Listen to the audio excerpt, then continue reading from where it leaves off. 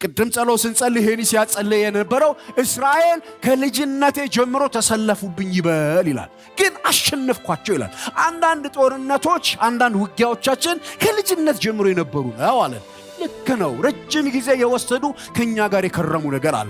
አብርሃም ግን ብድግ አለ፣ በማለዳ ተነሳ፣ ሊያባርር ጨከነ። በናዝሬቱ ጌታ በኢየሱስ ስም ሁለትነትን እግዚአብሔር ያባራው። በአገልግሎት ውስጥ ከባድ የሆነ፣ በቤተ ክርስቲያን ውስጥ ከባድ የሆነ፣ በሕይወታችን ውስጥ ከባድ የሆነ እስማኤልና ይስሐቅ ሆኖ መቀመጥ ነው። እስማኤል እዚህ ጋር አለ፣ ይስሐቅ እዚህ ጋር አለ። ይስሐቅ ገና እያደገ ነው፣ የተስፋ ልጅ ነው፣ የሚያጓጓ ነው፣ የእግዚአብሔር ፕሮግራም የተጫነበት ነው። እግዚአብሔር በሱ በኩል ነገር ብዙ የሚያደርግ ነው። ይሄኛው በስጋ ፈቃድ ሾልኮ የገባ ነው። ለጊዜው ግን ቤታችንን የተቆጣጠረ ነው። ደግሞ ክሌም እያረገን ወርሳለሁ እያለ ያኔ በስጋ ፈቃድ የተወለደው በመንፈስ ፈቃድ የተወለደው እንዳሳደደው ይላል። ታውቃላችሁ እንደሚያሳድደው ውስጣችሁ ያለው ዳግመኛ የተወለደው ማንነታችሁ አሮጌው ሰው ያሳድደው።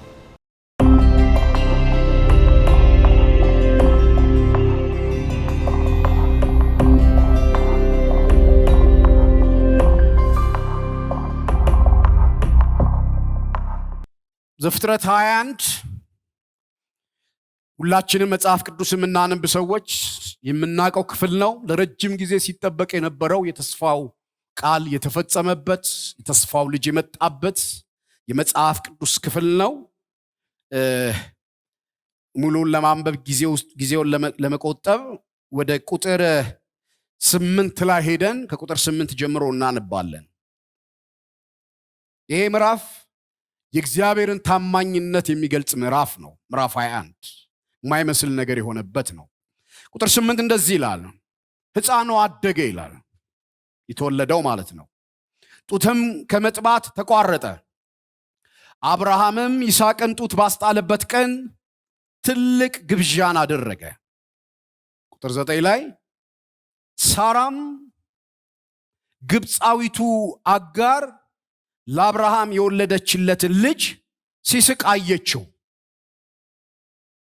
ቁጥር 10 አብርሃምንም ይህችን ባሪያ ከነልጇ አሳድ፣ የዚች ባሪያ ልጅ ከልጄ ከይስሐቅ ጋር አይወርስምና አለችው። ይህም ነገር በአብርሃም ዘንድ ስለ ልጁ እጅግ ችግር ሆነበት። እግዚአብሔርም አብርሃምን አለው፣ ስለ ባሪያህና ስለ ብላቴናው አትዘን፣ ሳራም የምትነግርህን ቃል ሁሉ ስማ፣ በይስሐቅ ዘር ይጠራልሃልና። ቁጥር 10ን አንድ ጊዜ ልድገመው። ይህችን ባሪያ ከልጇ አሳድድ፣ የዚች ባሪያ ልጅ ከልጄ ከይስሐቅ ጋር አይወርስምና። አዲስ ኪዳን ላይ ሄደን አንድ ቃል አንብብ። ገላትያ መጽሐፍ ምዕራፍ 4 ላይ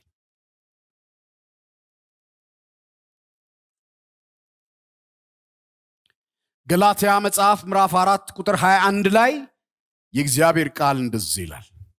ጳውሎስ ለገላትያ ሰዎች በጻፈው መልእክቱ ላይ እንደዚህ ያላቸው ቁጥር 21 ላይ እናንተ ከሕግ በታች ልትኖሩ የምትወዱ ሕጉን አትሰሙምን? እስኪ ንገሩኝ።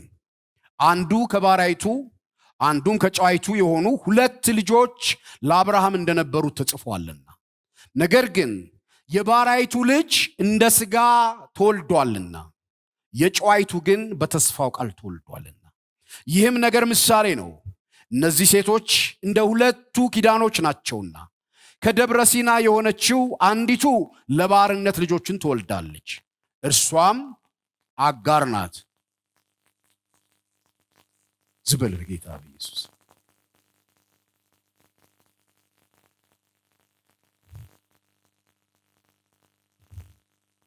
እሺ እኔ አነባለሁ በዛኛው ስለሚሰማ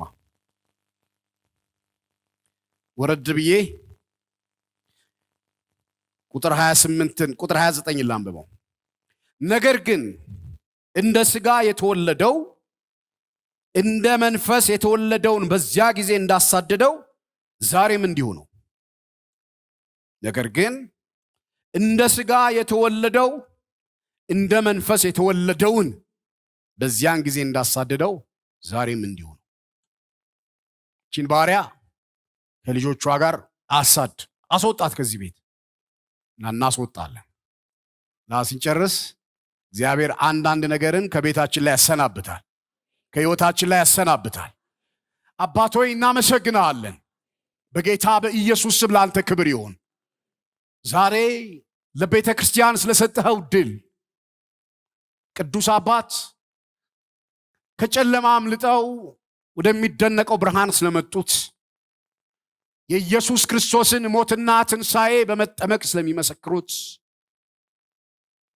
ከመዳናቸው በፊት በሕይወታቸው ላይ ሲገዛ የነበረው ነገር ዛሬ በውሃ ጥምቀት ተቀብሮ ለአዲስ ሕይወት ለአዲስ ኑሮ ስለሚነሱት ሕያውነትህን ስለሚመሰክሩ ዛሬ በፊታችን ስላሉ ስለነዚህ የዳኑ ሰዎች ሁሉ በጌታ በኢየሱስ ስም እናመሰግናለን።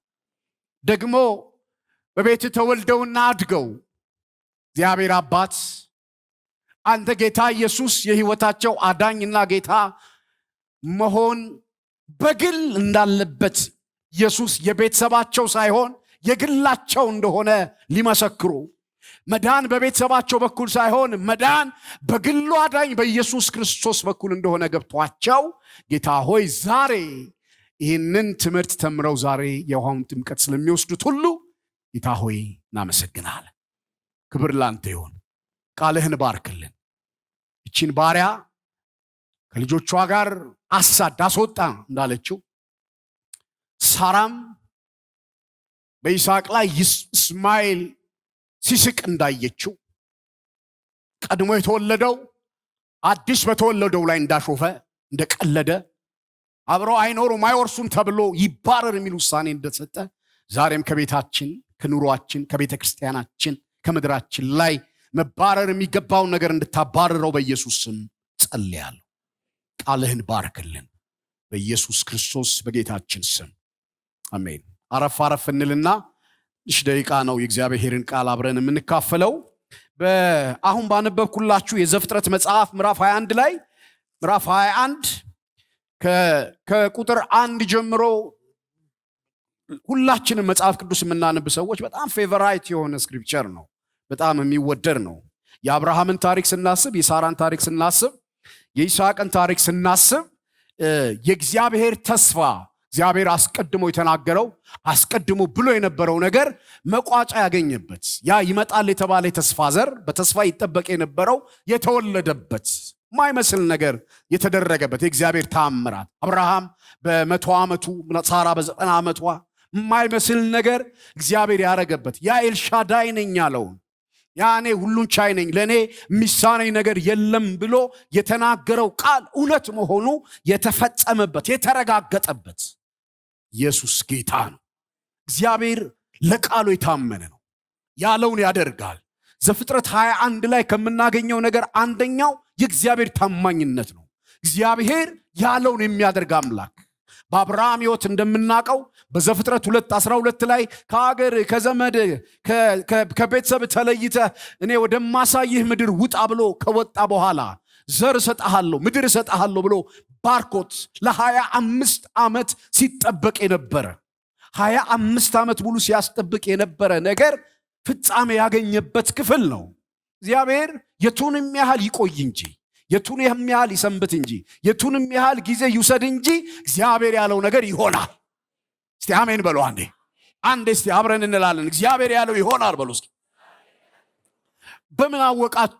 በምንድነው የምታውቁት ካለን አንድም እኛ መመሪያችን የእግዚአብሔር ቃል የሆነልን የእግዚአብሔርን ቃል እንደ ፊክሽን ሳይሆን የእግዚአብሔርን ቃል እንደ ታሪክ ሳይሆን የእግዚአብሔር ቃል የሚሰራ የእግዚአብሔር ቃል ሕያው እግዚአብሔር ከተናገረ የሚፈጽም አምላክ እንደሆነ የተረጋገጠበት ስለሆነ ዛሬም እግዚአብሔር ተናግሮ በቃሉ ተናግሮ በመንፈሱ ተናግሮ ግን ትንሽ ጊዜ ወስዶ እያስጠበቃችሁ ያለ ነገር ቢኖር እግዚአብሔር ለተናገረው ቃል ታማኝ ነው።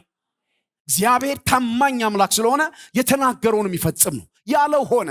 ይወለዳል የተባለው ተወለደ። ተስፋ ቆርጠው የፌዝን ሳቅ ሲስቁ አይሆንም ብለው ሲደመድሙ እግዚአብሔር አይሆንም የተባለን ነገር ወደ ይሆናል የሚቀይር አምላክ ስለሆነ አይቻልም የሚባልን ነገር ወደ ይቻላል የሚቀይር አምላክ ስለሆነ ክብር ለእግዚአብሔር ይሆን። አምላካችን እንደዛ ነው። አምላካችን አይቻልም የተባለን ነገር ይቻላል ይላል። አይሆንም የተባለን ነገር ይሆናል። በቃ ተደምድሟል የተባለን ነገር ነው ይቀጥላል ይላል። ሞቷል የተባለን ነገር ሕይወትን የሚሰጥ አምላክ የትንሣኤ ጌታ ነው የምናመልከው። የትንሣኤ አምላክ እግዚአብሔር ያለው ተወለደ። ከተወለደ በኋላ አደገ ይልና ታሪኩን የምታውቁት ታሪክ ስለሆነ እሱን አልተርክላችሁም። ልክ ሲያድግ ምናልባት ጡት ሲጥል ይላል አብርሃም ትልቅ ግብዣ አደረገ። ምናልባት መጽሐፍ ቅዱስ የሚያነቡ ሰዎች እዚህ ጋር ይስሐቅ 3 ዓመት አካባቢ ይሆነዋል ይላሉ። ጡት ሲጥል 3 ዓመት አካባቢ ይሆነዋል። ጡት ጥሎ ትልቅ ግብዣ ተደርጎለታል። ሳራም ደስ ብሏታል፣ አብርሃምም ደስ ብሎታል። ያው ግብዣ ሲደረግ የአካባቢ ሰው ይጠራል እና የአካባቢ ሰው ሲመጣ ምናልባት ያው መጽሐፉ ዲቴል አይነግረንም እንጂ ወደኛ ትንሽ ቀረብ አድርገን ብናየው አንድ ሽማግሌና አንድ አሮጊት ሴትዮ ግብዣ ጠርተዋል። የተወለደ ሕፃን አለ ብለው እንዲህ አይነት ታሪክ ተደርጎ ስለማያውቅ ምናልባት አዲስ ሆኖባቸው የአካባቢ ሰዎች መጥተው እያዩ ይሆናል፣ ከግብዣው እየተካፈሉ ይሆናል። ትልቅ ግብዣ አደረገ። ማዳናስ እግዚአብሔር ማድረግ ይችላል። ግብዣ ይሁንላችሁ። እንደው ያለው ሆነ ብላችሁ እንድትጋብዙ እግዚአብሔር ማድረግ ይችላል። የምናገርበት ሐሳብ አይደለም፣ እውነት ነው። ውስጤ ስለመጣ ነው የምነግራችሁ። የምናገርበት ይሄ አይደለም፣ የምናገርበት ሌላ ነው። ግን ግብዣ አረገ። ትላንትና ያ ቤት የሐዘን ቤት ነበር። ትላንትና ያ ቤት የቁዘማ ቤት ነበር። ትላንትና ያ ቤት ይመጣል አይመጣም እየተባለ ይጠበቅበት የነበረ ቤት ነበር። ዛሬ ግን የግብዣ ቤት ሆነ። እግዚአብሔር ማዳንያሳ እግዚአብሔር ግብዣ ማድረግ ይችላል። ኑ ብሎ ጋበዘ። ኑ እግዚአብሔር ያደረገውን ተመልከቱ። እግዚአብሔር የሰራውን ተመልከቱ። ኑ እግዚአብሔር በ100 ዓመቴ ያደረገውን ኑ አይቻልም የተባለን ነገር ያደረገ አምላክ ያህዌ ሕያው ከሀገሬ ከዘመዴ ከአባቴ ቤት ከዘመዶቼ ሁሉ አስወጥቶኝ አይመስለኝም ያልኩትን ነገር ወደ ይመስላል የቀየረ አምላክ ይህንን አምጥቷልና ግብዣ ይሆናል። ባርካችኋለሁ በጌታ በኢየሱስ ክርስቶስ ስም። የምትጠብቁት ነገር ሆኖ ወደ ግብዣው ይቀየርላችሁ ይገባናል።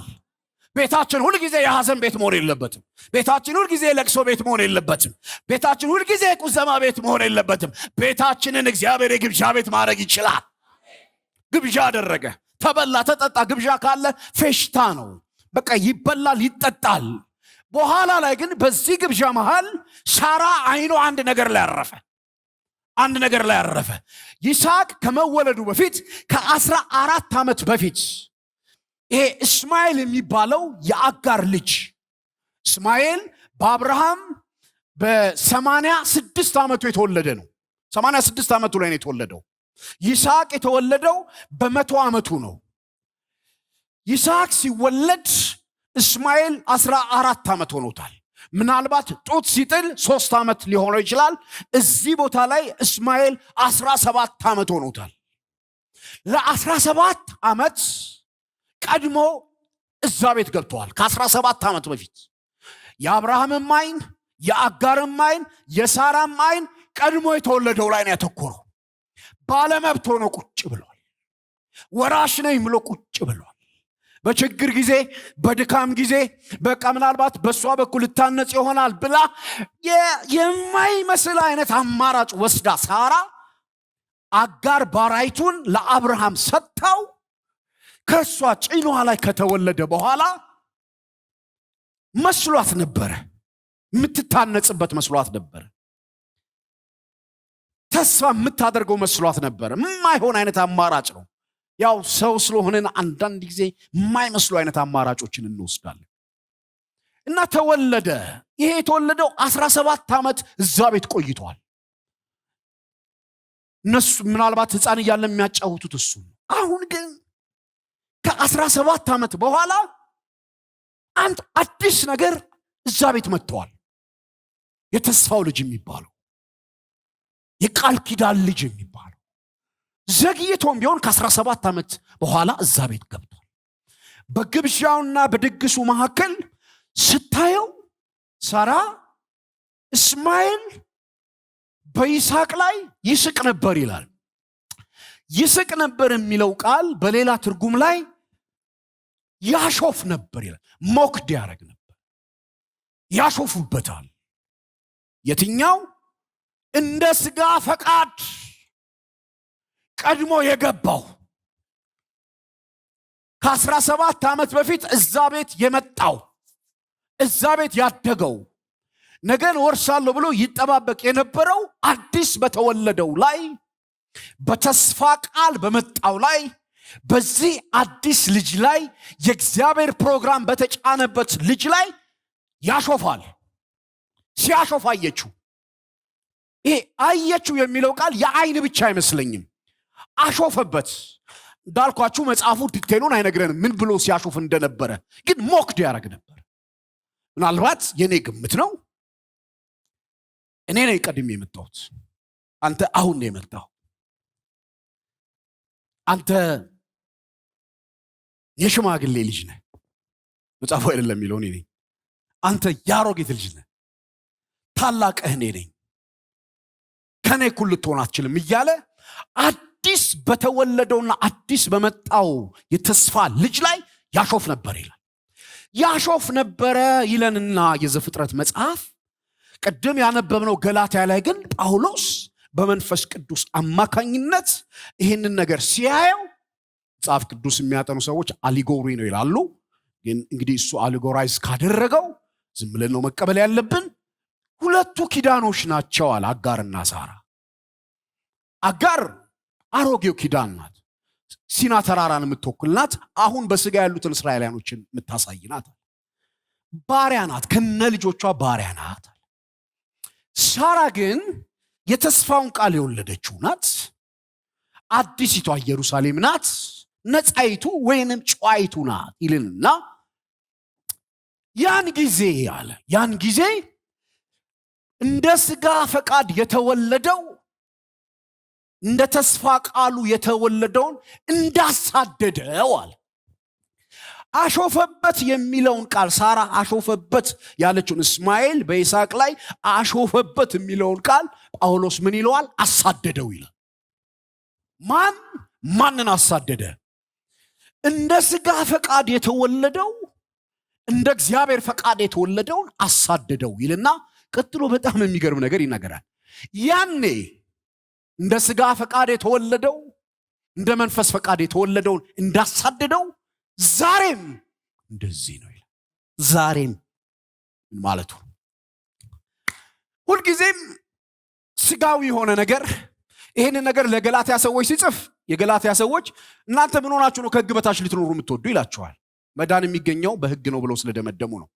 ያሳድደዋል ያለውን ሲናገር መዳን የሚገኘው ሕጉን በመጠበቅ ነው የሚል ጁዳይዘርስ የሚባሉ ከአይሁድ እምነት በከፊል ክርስትና ለመቀበል የሚያስቡ ግን የሙሴን ሕግ የማይለቁ ጸጋ ሲደመር ስራ ነው ጽድቅን የሚያመጣው ብለው የሚያምኑ የገላትያ ሰዎችን ወደ ኋላ ወደ ሕጉ የመለሱ እናንተ አስተውሉ እንጂ ከሕግ በታች ልትኖሩ ትወዳላችሁ እንዴ ብሎ ያንን የዘፍጥረት 21 ታሪክን ይነግራቸዋል። እንዳሳደደው ዛሬም እንደዚሁ ነው። ማንን አሳደደ?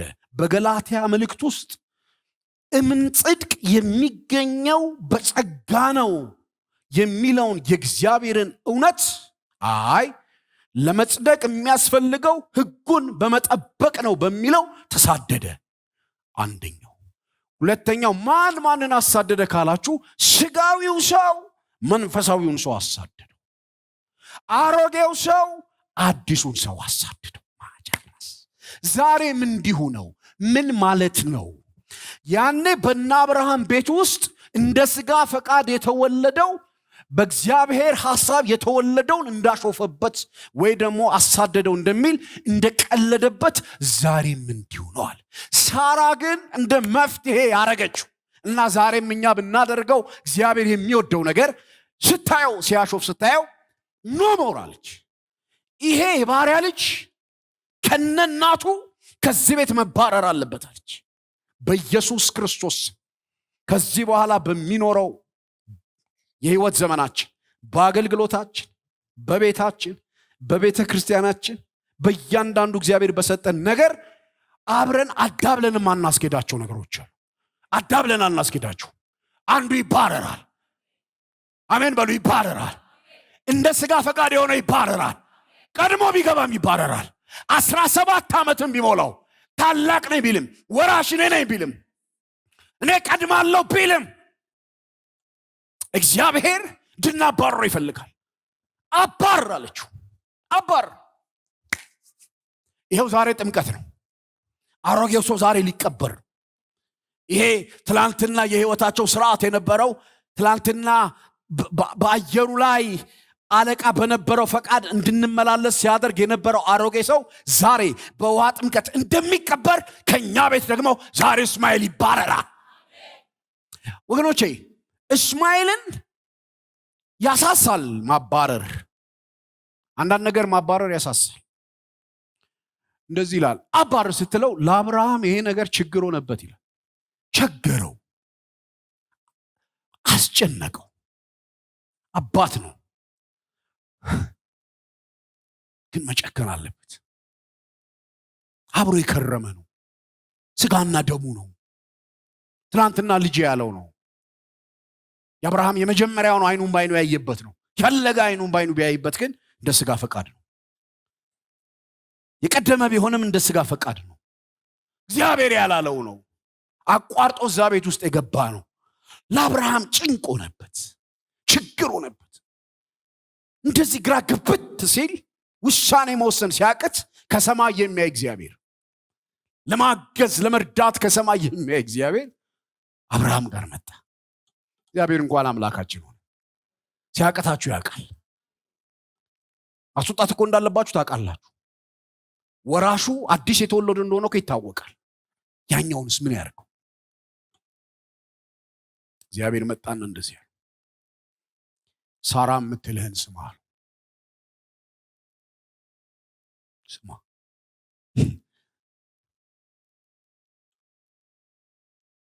መጽሐፍ ቅዱስ ሚስቶችን በተመለከተ ስሙም አትስሙም ነው የሚለው።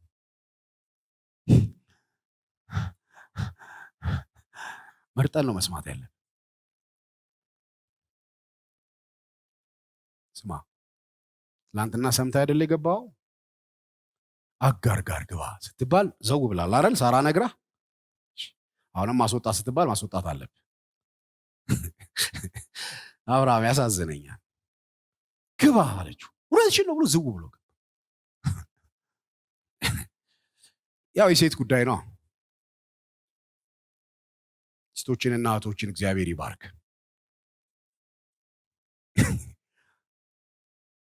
በሁለቱም ነው የሚያስጨንቋችሁ። ግባም ውጣም በሚለው አትፋዘዙ። ባሎችና ወንዱ ጋብቻ ትምህርት ቢሆን ጥሩ ነበር። ትላንትና የክብር ዳመና የሚባል ቤተክርስቲያን እዛ ሄጄ የነገርኳቸው ነበር። እሺ ቶፒኩ ስላልሆነ ልቶ ሚስት የምትለን ስማ፣ አጋር የምትለን ስማ። አብርሃም ችግር ሆነበት። ምን ቸገረው? ያሳደገው ያፋፋው አይኑን የጣለበት ነገር ከቤት ይባረር ተባለ እና እግዚአብሔር ያወፈረነውን ነገር ያሳደግነውን ነገር ከኛ ጋር ረጅም ጊዜ የቆየውን ነገር ከአዲሱ ነገር ጋር ስለማይሄድ ከተስፋው ቃል ጋር ስለማይሄድ ጨክነን የምናስወጣበት እርግጠኛ ሆኜ ልንገራችሁ፣ በእግዚአብሔር መንፈስና በእግዚአብሔር ቃል እግዚአብሔር እንድናባረረው የሚፈልገው ነገር አለ። ከቤታችን እንድናባረረው፣ ከህይወታችን እንድናባረረው፣ ከአገልግሎታችን እንድናባረረው። ካላባረርነውስ ሊትራሊ በእድሜ ከወሰዳችሁት ይስሐቅ 17 ዓመቱ ነው። ይስሐቅ 3 ዓመቱ ነው። እውነት ነው፣ የእግዚአብሔር ሐሳብ ይፈጸማል። ግን ቢያንቀውስ? ይሄኛው እኮ ጉልበተኛ ነው፣ አቅሙም ትልቅ ነው። በጊዜ ካላባረርነው አዲሱን ነገር ይገልብናል። ስትጠብቁት የነበረውን ነገር፣ ተስፋ ስታደርጉት የነበረውን ነገር፣ ከእግዚአብሔር ዘንድ ይመጣል ብለን የጠበቅነውን ነገር ተዳብሎ የተቀመጠ እንደ ስጋ ፈቃድ የገባ ቀድመን ካላስወጣ ነው። ልክ እግዚአብሔር ሲመጣ አብርሃም ደስ ይለኛል እዚህ ጋር የሚስትህን ሳራ የምትልህን አድርግ አለው። ከዛ አብርሃምም በማለዳ ተነሳ ይላል፣ እርምጃ ለመውሰድ እግዚአብሔር ያለውን ነገር ለማድረግ 17 ዓመት ሙሉ ከሱ ጋር የቆየውን ነገር ከቤቱ ለማባረር፣ የባሪያይቷን ልጅ ለማስወጣት፣ እንደ እግዚአብሔር ፈቃድ ያልሆነውን ነገር ለማስወገድ አብሮት ኖረዋል፣ ለምዶታል፣ ጠረኑን ያውቀዋል፣ አብረው ብዙ አሳልፈዋል። ግን አሁን የመባረሪያው ጊዜ ነው አለው እግዚአብሔር። ከዚህ ቤት የመውጫ ጊዜ ነው አለው። ነግራችኋለሁ፣ በቤታችሁ፣ በትዳራችሁ፣ በአገልግሎታችሁ ረጅም ጊዜ የወሰደ አሁን እሱን የምናስወጣበት ጊዜው ነው። አሮጌውን ነገር የምናስወጣበት፣ ከቤተ ክርስቲያን የምናስወጣበት፣ ከቤታችን የምናስወጣበት፣ ከግል ሕይወታችን የምናስወጣበት፣ ሁለቱን እንደ ሥጋ ፈቃድ የሆነውንም እንደ መንፈስ ፈቃድ የሆነውንም አብረን አንድ ቤት አናኖረውም። በእግዚአብሔር ቤት ውስጥ ደባልነት የለም። አንዱ ይባረራል። ፈቃዳችንን ሊሆን ይችላል፣ ትዕቢታችንን ሊሆን ይችላል፣ እኛነታችንን ሊሆን ይችላል። በዚህ በኩል ታገለግላላችሁ፣ እግዚአብሔር በዚህ በኩል ይጠቀምብናል። እግዚአብሔር ይባርክ በዚህ በኩል እንባላል። በዚህ በኩል ደግሞ በጣም ስጋዊ ሰዎች ነን። እንዴት ሁለቱ ስጋዊ ሰውና አገልግሎት እንዴት አብሮ ይሄዳል? ስለ ህይወት ድካም አይደለም። የህይወት ድካምማ ይነሳል። ግን ፍጥጥ ያለ ስጋዊነት እዚህ ጋር ይዞኝ ግግር ብዬ ትዕቢተኛ ሆኜ በልቤና በውስጤ የሆነ ነገር ይዤ እዚህ ጋር አገለግላለሁ። አብሮ አይሄድም። አንዱ መባረር አለበት። ትዳር ውስጥ ባል ሆኜ እቀመጣለሁ፣ ሚስት ሆኜ እቀመጣለሁ። የሆነ ትዕቢት አለብኝ። ግን ደግሞ እግዚአብሔር በሰጠኝ ትዳር ውስጥ ባል ሆኜ፣ እግዚአብሔር በሰጠኝ ትዳር ውስጥ ሚስት ሆኜ አለሁ። አብሮ አይሄድም። ግን ከልጅነቴ ጀምሮ አብሮኝ የቆየ ነው። 17 ዓመት ሆኖታል። እስማኤል 17 ዓመቱ ነው። ቅድም ጸሎት ስንጸልይ ይሄን ሲያጸልይ የነበረው እስራኤል ከልጅነቴ ጀምሮ ተሰለፉብኝ ይበል ይላል። ግን አሸነፍኳቸው ይላል። አንዳንድ ጦርነቶች፣ አንዳንድ ውጊያዎቻችን ከልጅነት ጀምሮ የነበሩ ነው አለን። ልክ ነው። ረጅም ጊዜ የወሰዱ ከኛ ጋር የከረሙ ነገር አለ። አብርሃም ግድ ብድግ አለ። በማለዳ ተነሳ፣ ሊያባርር ጨከነ። በናዝሬቱ ጌታ በኢየሱስ ስም ሁለትነትን እግዚአብሔር ያባረው። በአገልግሎት ውስጥ ከባድ የሆነ፣ በቤተ ክርስቲያን ውስጥ ከባድ የሆነ፣ በሕይወታችን ውስጥ ከባድ የሆነ እስማኤልና ይስሐቅ ሆኖ መቀመጥ ነው። እስማኤል እዚህ ጋር አለ፣ ይስሐቅ እዚህ ጋር አለ። ይስሐቅ ገና እያደገ ነው። የተስፋ ልጅ ነው። የሚያጓጓ ነው። የእግዚአብሔር ፕሮግራም የተጫነበት ነው። እግዚአብሔር በሱ በኩል ነገር ብዙ የሚያደርግ ነው። ይሄኛው በስጋ ፈቃድ ሾልኮ የገባ ነው። ለጊዜው ግን ቤታችንን የተቆጣጠረ ነው። ደግሞ ክሌም እያደረገን ወርሳለሁ እያለ ያኔ በስጋ ፈቃድ የተወለደው በመንፈስ ፈቃድ የተወለደውን እንዳሳደደው ይላል። ታውቃላችሁ እንደሚያሳድደው? ውስጣችሁ ያለው ዳግመኛ የተወለደው ማንነታችሁ አሮጌው ሰው ያሳድደዋል። ውስጥ እኮ ስደት አለ። እንዳሳደደው የሚለው ስደትን በሶስት መንገድ ተመልከቱት። አንደኛው ስደት የውስጥ ነው፣ በአሮጌው ሰውና በአዲሱ ሰው መካከል። እናንተ ለእግዚአብሔር መኖር ስትፈልጉ፣ ልባችሁ ጌታን ማገልገል ሲፈልግ የስጋ ፈቃድ የሚባለው ነገር እዚህ ውስጥ ሆኖ ይሄ ዳግመኛ የተወለደውን አዲስ የመጣውን ህይወት ያሳድደዋል። ዛሬም እንደዛው ይላል፣ ያሳድደዋል። ምን ጽድቅ ትላለህ ይለዋል። የት ደረሱ ጽድቅ ያሉ ይለዋል። አንተ አሁን እዚህ ዘመን ላይ ነው ያለው፣ በዚህ በተወደደ ኑሮ፣ በዚህ ሰው ሁሉ ገንዘብ በሚልበት በዚህ ጊዜ ይለዋል። ይሄኛውን ይመክረዋል። ሁለት ቴዲዎች አሉ እዚህ ውስጥ። አንዱ አሮጌ ነው፣ አንዱ አዲስ።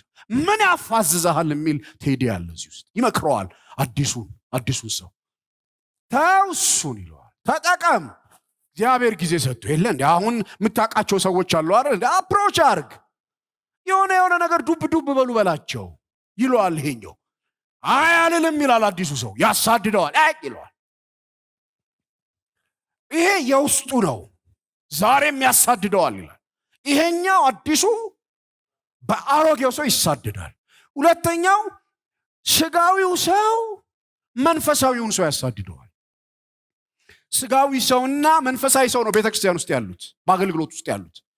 ስጋዊ ሰውዬ መንፈሳዊ ሰውየውን ያሳድደዋል። መንፈሳዊ ሰውዬ የሚባለው የጨረሰው ማለት አይደለም፣ እያደገ ያለው ጌታን የሚወደው ከውድቀቱና ከሽንፈቱ ለመነሳት የሚሞክረው እሱን ስጋዊ ሰው ያሳድደዋል። ስጋዊ ሰው ቤተክርስቲያን ውስጥ ነው በጣም የሚበዛውም እሱ ነው። የሚገርማችሁ በቅዱሳን መካከልም በአገልግሎት መካከልም መንፈሳዊ ሰዎች ብዙ ይሉ፣ በጣም የራሳቸው መብት የሚተው፣ ስለ እግዚአብሔር ብለው ከፊት የሚቀድሙ ይሉም ሲል ጨርሶ ይሉ ማለት አይደለም። ግን በአማካኝ የሚበዛው ስጋዊ ሰው አይታገሳችሁ። አይታገሳችሁ። አፈር ከድሜ ነው ማበላ ይላል። አይታገሳችሁ። ስለ ጌታ ብሎ አይተው ምን ላደርግ ከልጅነቴ ጀምሮ ነው እኛ ቁጡ ነን ይላል። እኛ አባቴም ቁጡ ነው፣ እናቴም ቁጡ ናት፣ አጎቴም ቁጡ ነው። እኛ ቁጡ ነን። እኛ እንዲህ አይነት ነገር አንታገስም። አፈር ነው ማበለ እንደዛ ይልና ደግሞ መልሶ ቃል ያካፍለናል። ያን ጊዜ እንደ ሥጋ ፈቃድ የተወለደው እንደ መንፈስ ፈቃድ የተወለደውን እንዳሳደደው ዛሬም እንደዛው አሳደደው። ያን ይውላችሁ አትሊስት የውጭ ስደት ይቅር፣ መቼም አሁን በውጭ ስደት የለም።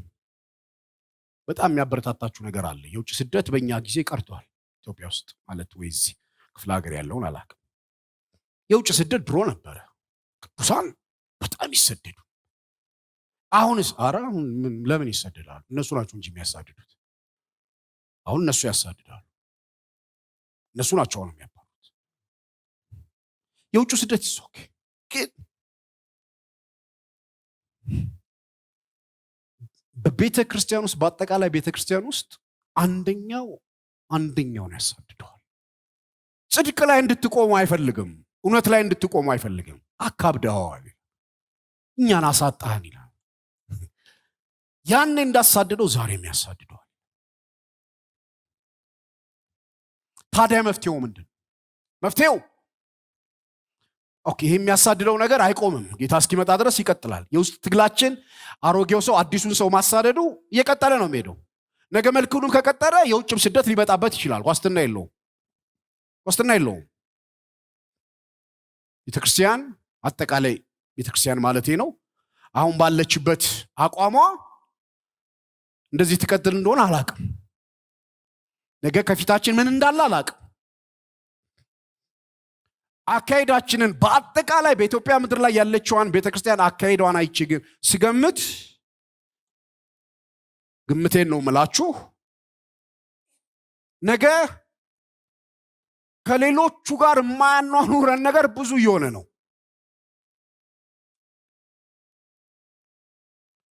አንዳንዴ ጦሱ ለኛም ሁሉ ይተርፋል። በቃ ሌላው የሚያደርገው ነገር ለኛ ይተርፋል።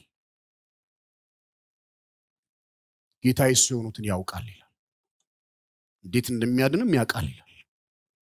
ግን የውጩን እንተውና ይሄ በውስጥ ያለው መሳደድ ዛሬም ይሄ አትሊስት ይሄ በአሮጌው ሰውና በአዲሱ ሰው መካከል ያለውን መሳደድ እሱን ብናሸንፈው፣ አሮጌውን እያስወጣን ብናባረረው፣ አንተ እዚህ ቤት አትኖራትም ብንለው፣ ትዕቢት እዚህ ቤት አትኖራትም፣ ስጋ እዚህ ቤት አትኖራትም፣ የስጋ ስራ እዚህ ቤት አትኖራትም፣ ቅናት እዚህ ቤት አትኖራትም፣ ምቀኝነት እዚህ ቤት አትኖራትም ብለን ከቤታችን ብናባረረው፣ ራስ ወዳድነት እናንተ ራስ ወዳድነትን ትዕቢትን አሁን ገላትያ ላይ እኮ ይነግራቸዋል። ከሕጉ በታች ስትኖሩ በቃ የስጋ ስራን ነው የምትፈጽሙት። የስጋ ስራ ደግሞ የተገለጠ ነው። ይሄንን እንዴት ታረ እሱን አይደለም ማድረግ፣ እሱን አስወግዱት፣ በመንፈስ ተመላለሱ፣ የስጋን ፈቃድ አትፈጽሙ። እንደገና በሮሜ ላይ ይመጣና በመንፈስ የሰውነትን ስራ ብትገሉ፣ አሮጌውን ብታስወግዱት፣ የመንፈስ ፍሬ ቢበዛላችሁ፣ በጎነት ቢበዛላችሁ፣ ደስታ ቢበዛላችሁ፣ እረፍት ቢበዛላችሁ፣ ትዕግስት ቢበዛላችሁ፣ ያን ጊዜ እንደ ስጋ ፈቃድ የተወለደው እንደ መንፈስ ፈቃድ የተወለደው እንዳሳድደው ዛሬም እንደዛው እንደ መንፈስ ፈቃድ ለመኖር በጣም ፈቃደኛ ከሆናችሁ ነው የሚያሳድደን ነገር ይኖራል።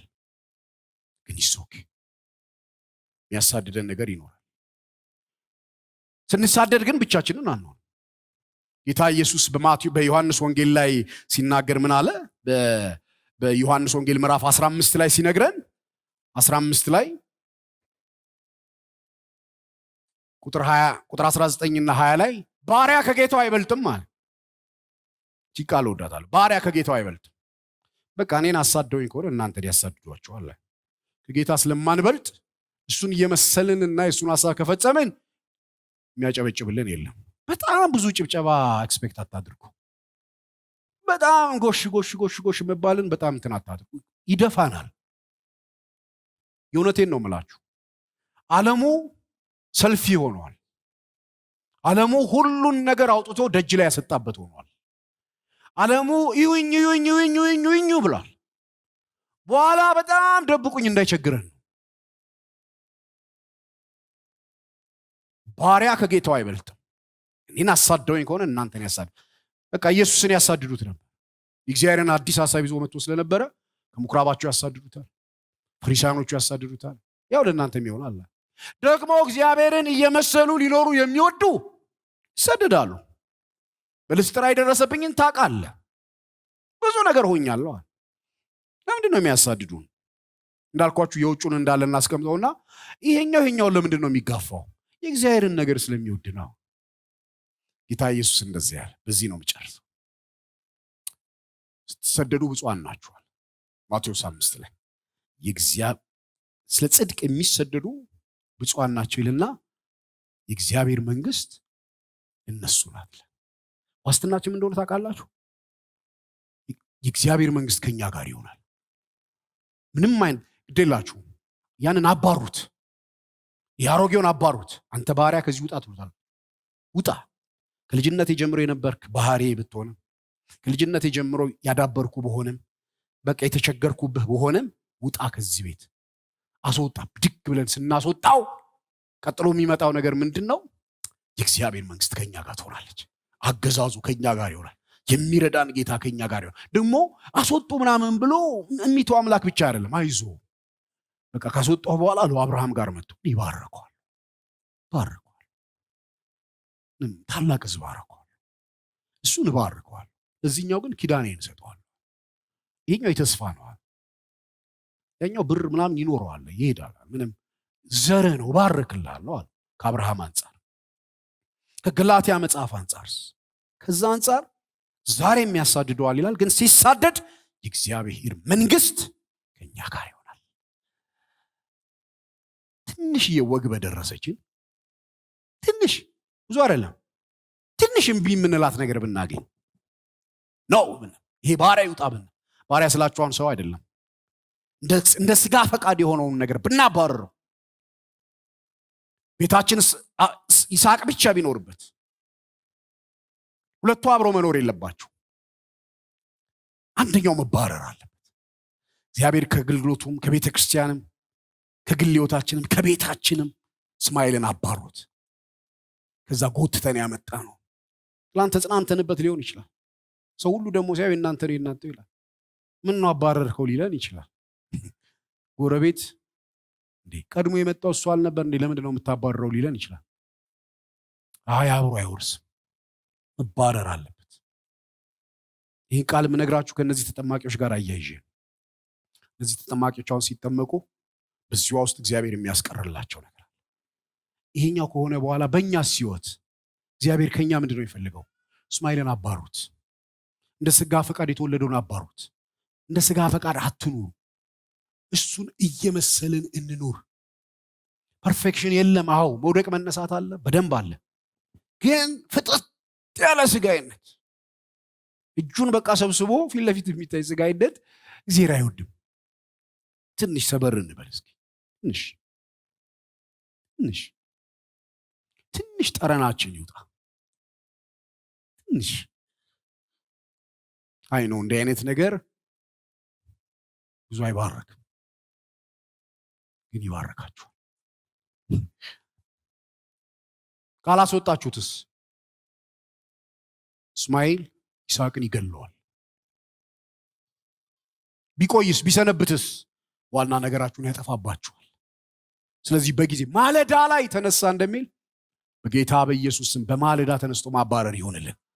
በማለዳ ጭክን ያማል ዘራችን ነው። ጭክን በቃ አንተ ስጋይነት፣ በቃ አንተ እኔነት፣ በቃ አንተ እኔ ሃይላይት ነው ልሰጥ የምችለው። መንፈስ ቅዱስ ለልባችሁ ይነግራችኋል ምን ማባረር እንዳለባችሁ፣ ምን መሸኘት እንዳለባችሁ። ከዚህ በኋላ እዚህ ቤት እንዳትመጣ የምትሉት ነገር ምን እንደሆነ ጌታ ይነግራችኋል። እንድርሽ እንዳትላት እዚህ ቤት እንዳላይ እግዚአብሔር በጌታ በኢየሱስ ስም ከዚህ በኋላ በሚኖረን የህይወት ዘመን በቤታችን እስማኤልን አየው፣ አይመልከተው። ይስሐቅ እንደልቡ ይሁን፣ እንደልቡ ይመቸው፣ ይስፋው። ማንም የሚያሾፉበት የሚስቅበት አይኑር። ይመቸው። ፕሮግራሙ እሱ ላይ ነው ያለውና የእግዚአብሔር ሐሳብ እሱ ላይ ነውና ያለው። እንደልቡ ይቦርቅ፣ ቤቱ ይመቸው፣ አይሳቀቅ። ስለ ስጋ አይደለም ማውራችሁ፣ ስለ እስማኤል አይደለም ማውራችሁ፣ ስለ እግዚአብሔር ሐሳብ ነው ማውራችሁ። ዳግመኛ ስለተወለደው ማንነታችን ነው የምነግራችሁ። ስጋ ይጨቁ ነው፣ እኔነት አይያዘው፣ ያምልክ፣ እግዚአብሔርን ያክብር፣ ለእግዚአብሔር ይኑር። አሸዋፊው ቀላጁ አይኑን እያየ መውጫና መግቢያ የሚያሳጣው በጌታ በኢየሱስ ክርስቶስ ስም ይባረር። አንድ ቀኝ እጃችሁን አንሱ። በማለዳ ተነሳ እንደሚል ይሄ ቃል በሕይወታችሁ ይፈጸም። ከሕይወታችሁ መባረር የሚገባው ነገር ሁሉ ይባረር። እግዚአብሔር እስማኤልን በቤታችሁ አይመልከተው። ረጅም ጊዜ ወሰደ፣ 17 ዓመት የቆየ ቀድሞ የገባ የውሸት መታነጫ የሆነ እንደ ተስፋ ቃሉ ያልሆነ እንደ መንፈሱ ያልሆነ እንደ ቃሉ ያልሆነ በኢየሱስ ክርስቶስ ስምና ስልጣን ከሕይወታችን ይባረር።